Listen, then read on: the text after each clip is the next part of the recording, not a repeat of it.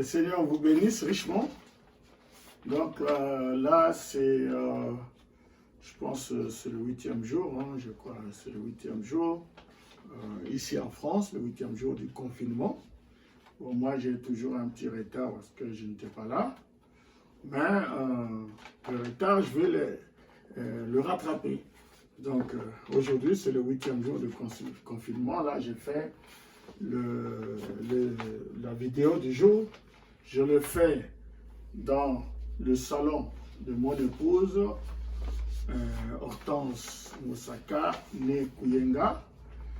C'est le salon d'Hermésing. Hermésing, vous savez, la gamme de produits capillaires pour les cheveux crépus. Donc voilà, j'ai squatté un peu son salon pour faire mon speech de ce matin ou d'aujourd'hui. Ok. Bon, aujourd'hui, j'ai pris quelques notes de quelque chose que je vais parler ici. Hier, j'étais en train de regarder un film, le film Les 10 commandements de Cécile B. DeMille. C'est un vieux film chrétien.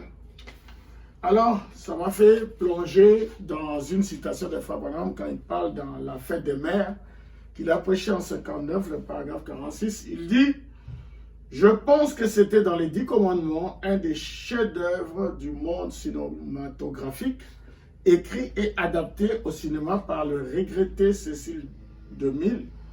Et avant sa projection officielle ou sa sortie, Cécile DeMille, dont le nom du réalisateur ou du producteur, a fait venir Oral Roberts, Demos Shakarian et un groupe de prédicateurs de plein évangile, et il les a amenés dans ses studios privés et leur a fait visionner les 10 commandements, les 4 heures du film. Puis il leur a demandé ce qu'ils en pensaient.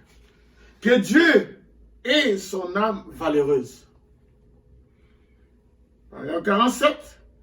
Quand j'ai vu ce film, que je l'ai visionné, le prophète l'a visionné, il y a cette petite réplique qui m'est toujours restée à l'esprit. Donc il y a quelque chose, une réplique, quelque chose dans le film qui lui est resté à l'esprit. Il dit: pour tous ceux d'entre vous qui l'ont vu, c'était quand la fille de Pharaon, après que Moïse avait appris qu'il était hébreu, il a pris la décision d'aller habiter avec les siens. Sa mère, dont la beauté d'antan avait disparu, était là, cheveux gris, visage ridé, assise dans un vieux fauteuil, le type même de la mère. Et la fille de Pharaon est entrée et il a dit, mais enfin, de qui suis-je le fils? Ça, c'est Moïse qui pose la question. Et ce moment où il a été démontré que Yochebed était sa vraie mère. Alors la fille de Pharaon, toute pomponnée, peinturlurée, et tout ça a dit: bon, écoute, il est peut-être ton fils, mais... Et elle a dit: je lui ai donné richesse et splendeur. Toi, tu n'aurais pu lui donner rien d'autre que des fosses de bitume. Mais cette vieille mère aux cheveux gris a dit: mais je lui ai donné la vie. C'est ce qui fait toute la différence. Je lui ai donné la vie. Donc, j'ai lu ça, et aussi dans d'autres messages, le prophète en parle de ce film, qu'il a vraiment visionné, et qu'il a gardé, en mémoire certaines parties, et il a fait ressortir dans cette prédication. Et les détails, tous ces détails-là, c'était vraiment important. C'est impressionnant la manière qu'il a fait ressortir tous les détails d'un film qu'il a vraiment aimé et qui nous a encouragés même à regarder. Alors, quand j'ai regardé ce film, il y a plein d'endroits qui m'ont touché, mais je vais mettre l'emphase sur 2 détails. Le premier détail, je vais en parler aujourd'hui, le deuxième détail demain.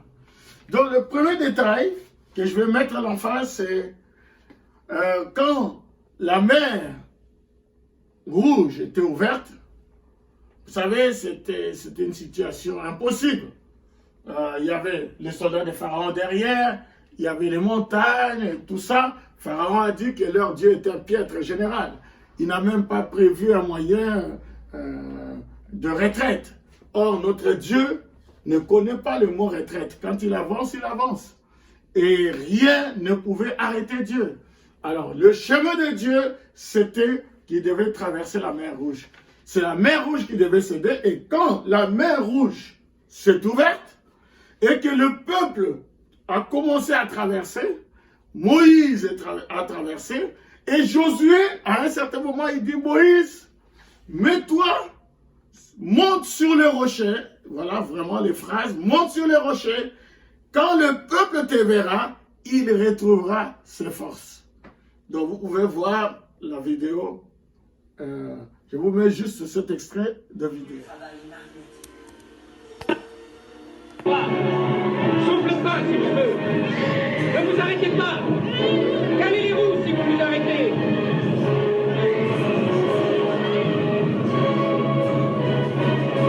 Moïse, monte sur le rocher. Quand le peuple te verra, il retrouvera ses forces.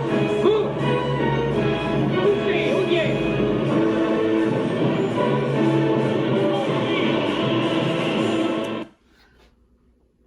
Maintenant, je veux seulement dire ceci, c'est que Moïse n'était pas Jéhovah. Il faut qu'on comprenne ça bien. Moïse était le prophète de Jéhovah.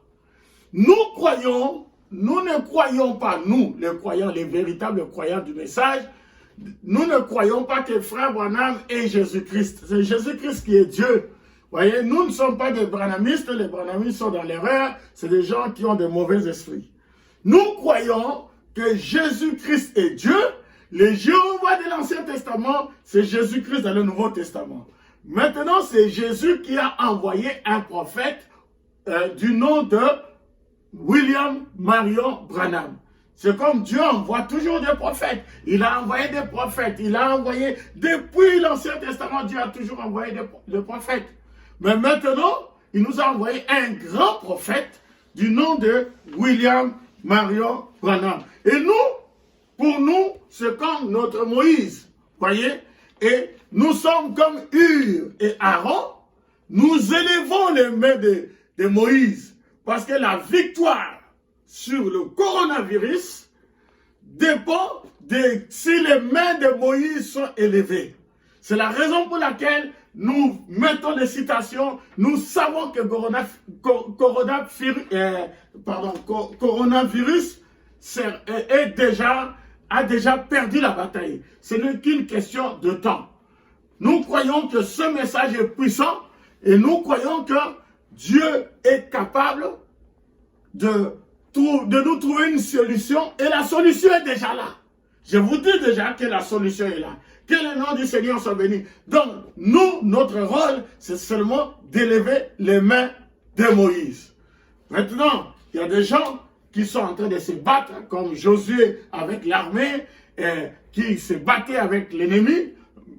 C'est pour ça que j'ai dit chapeau aux médecins, chapeau aux pasteurs, chapeau à tous ceux qui prient, et ceux qui sont au front et tout ça.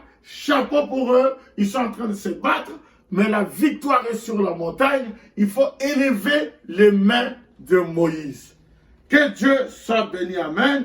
Donc je dis que Frère Branham, c'est notre Moïse. Vous savez, il a prêché beaucoup de messages avec beaucoup de titres, comme je serai avec toi, comme j'ai été avec Moïse. Il a prêché par la foi Moïse, il a prêché un prophète comme Moïse, il a prêché docteur Moïse, il a prêché est-ce que l'Éternel parle uniquement à Moïse, etc., etc., etc. Beaucoup de messages comme ça. L'ange lui a dit, je serai avec toi comme j'ai été avec Moïse. Que le nom du Seigneur soit béni. Donc, voilà, ça c'est notre conclusion. Maintenant, vous savez, j'étais en Martinique et j'étais vraiment bien en Martinique parce que le confinement en Martinique n'est pas le même confinement qu'ici. Mais pourquoi je suis revenu? C'est parce que le peuple les gens, mes brebis, ils étaient en train de m'appeler, pasteur, reviens, pasteur, reviens, pasteur, reviens. Et je suis revenu. Je suis revenu, j'ai fait toutes ces vidéos, premièrement pour mes brebis.